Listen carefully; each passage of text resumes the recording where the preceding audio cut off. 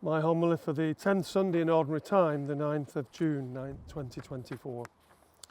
Today's Gospel gives us a fascinating insight into Jesus' relationship with his family, and it clearly wasn't all sweetness and light. Jesus' relatives came to take charge of him, convinced he was out of his mind, for they were concerned about him, who to them was just another member of their family, when family was everything. You can imagine the situation. At a time when medicine was rudimentary, he was a man who could heal the most difficult cases, and he spoke with authority. You couldn't ignore him.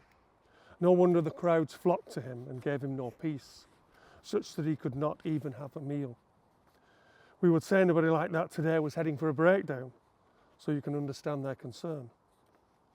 The scribes, in contrast, were motivated by jealousy and resentment because of his popularity and power. Such things soon come to the fore when anybody threatens our status and privileges.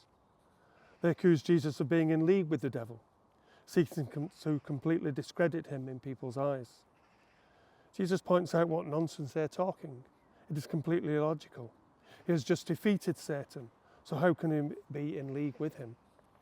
However, we're often not interested in the evidence, only in getting our own way and stopping a perceived threat. Jesus goes on to use that terrible phrase, he will never have forgiveness. How can any sin be unforgivable when our faith is all about forgiveness? Well, what they were saying was a deliberate lie, designed to mislead people and take them away from hope and the love of God revealed in Jesus. That is very serious. And they were unrepentant. That is deadly serious, with potentially eternal consequences. Then Jesus' family appears again. This time his closest family, including his Blessed Mother. They want to speak to him, but Jesus has more depressing demands to deal with.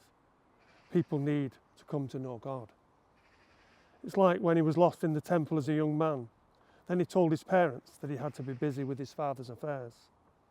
He sees his family now as much more than his blood relatives.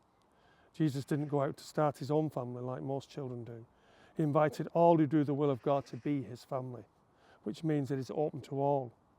We can all be his brother and sister and mother. Now that is quite something. We can all be Jesus' close family. We just have to do the will of God.